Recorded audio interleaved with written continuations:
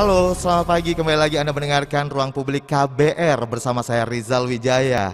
Dan untuk khusus hari ini, kita merupakan acara tapping ya yang dilakukan secara langsung dari Universitas atau dari kampus IAIN Kota Palopo.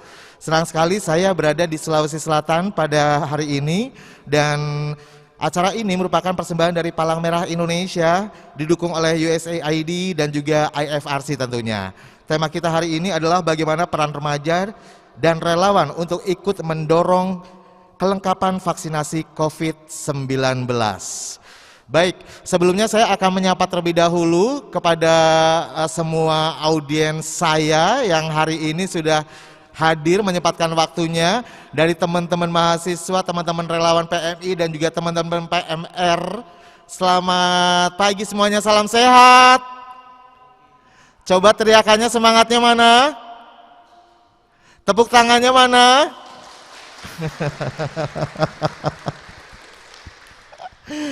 Wow, senang banget ya hari ini akhirnya kita bisa ketemu sama teman-teman yang usianya bedanya paling setengah jam sama saya.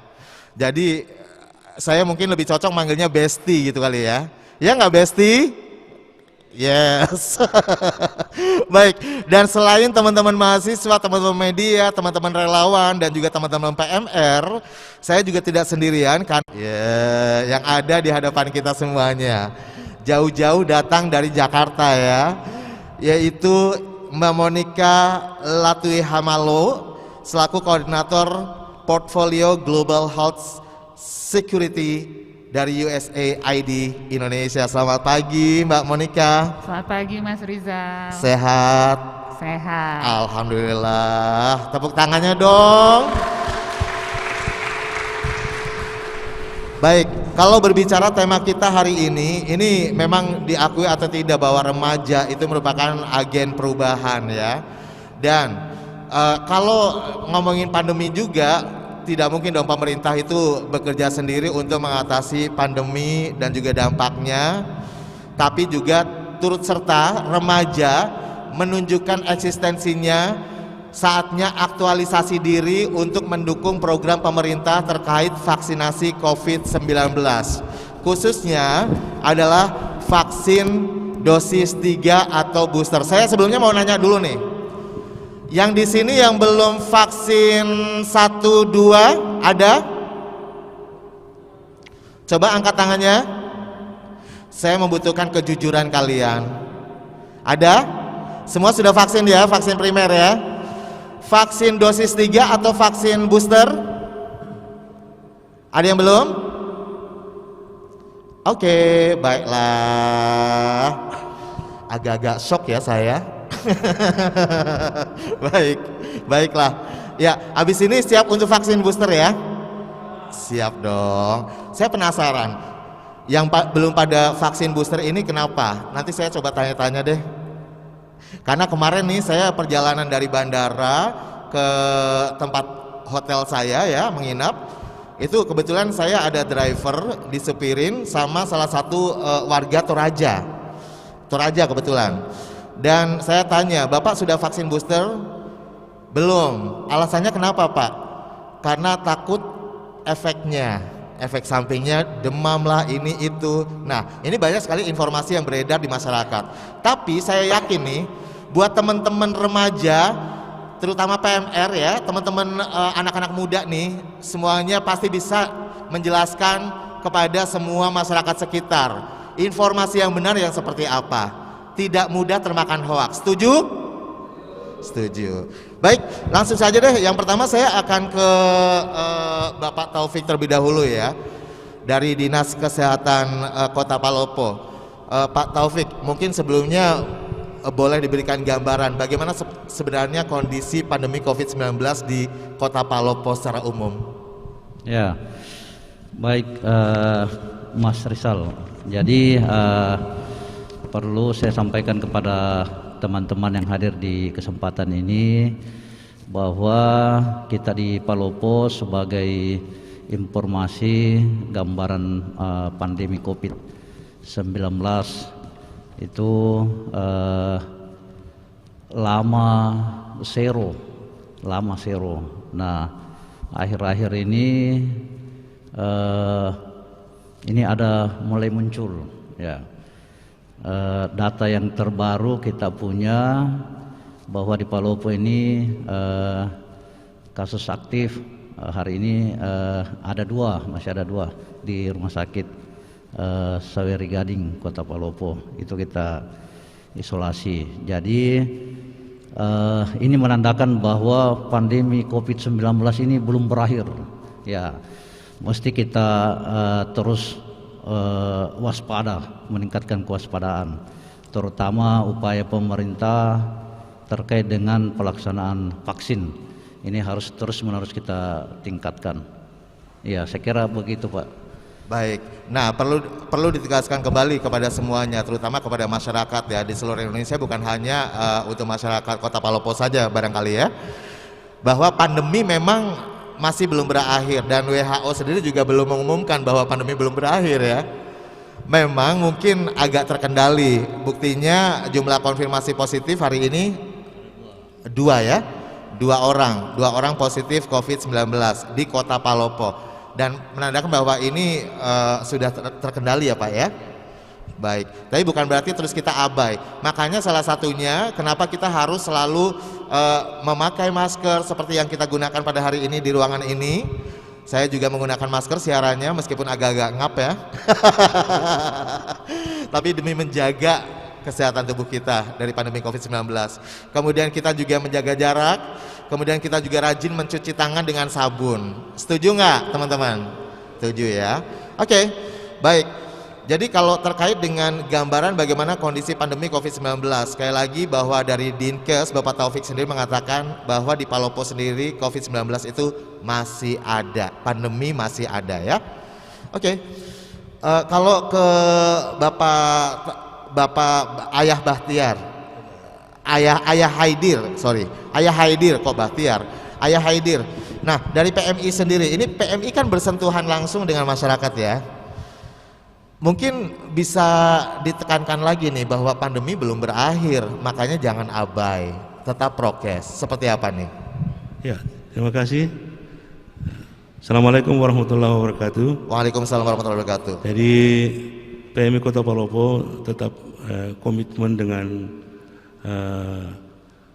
seluruh upaya untuk mengatasi dampak dari COVID-19 ini. Dari awal munculnya COVID ini, anak-anak relawan kita ini sudah siaga untuk membantu pemerintah dalam rangka bagaimana mengatasi atau membatasi masyarakat kita untuk tidak berseliweran di jalan. Dan alhamdulillah berkat kerjasama antara seluruh unsur di Kota Palopo ini, COVID-19 itu bisa kita atasi. Dan setelah itu ada muncul vaksin. Di sini juga anak-anak PMI berpartisipasi dalam rangka ikut serta memberikan respon terhadap vaksinasi, baik yang pertama, kemudian kedua, dan terakhir booster yang ketiga. Terbukti dengan adanya kerjasama dengan KNPI, HIPMI, kemudian dari kerjasama ini kita memfasilitasi dilaksanakan di markas PMI dengan menghadirkan seluruh unsur yang terkait dengan masalah kepemudaan. Alhamdulillah target kita bisa tercapai dengan baik karena rata-rata yang tervaksin waktu itu adalah anak-anak muda, anak remaja yang notabene usia muda. Nah, pada hari ini ya, kami bekerja sama dengan USAID dan IVRC untuk melakukan vaksinasi door to door, dan insya Allah kami akan laksanakan ini dengan penuh perhatian dalam rangka juga untuk mensosialisasikan ini bahwa hari ini COVID-19 belum berakhir, jadi kita harus tetap waspada, tetap eksis untuk membantu pemerintah dalam rangka mengatasi wabah COVID-19 ini. Baik, luar biasa sekali ya dari PMI Kota Palopo, Ayah Haidir. Nah, kalau tadi disebutkan bahwa ada program vaksinasi door to door ya ke masyarakat. Ini nanti boleh diberikan gambarannya ya, teknisnya seperti apa, pergerakannya seperti apa sejauh ini, bagaimana dukungan dari pemerintah sejauh ini. Oke, baik, sebelum ke situ saya akan ke Mbak Monica terlebih dahulu. Mbak Monica dari USAID. Mungkin banyak yang penasaran Mbak Monica, ini kenapa USAID kok concern nih dengan program seperti ini terkait dengan vaksinasi, ya kan?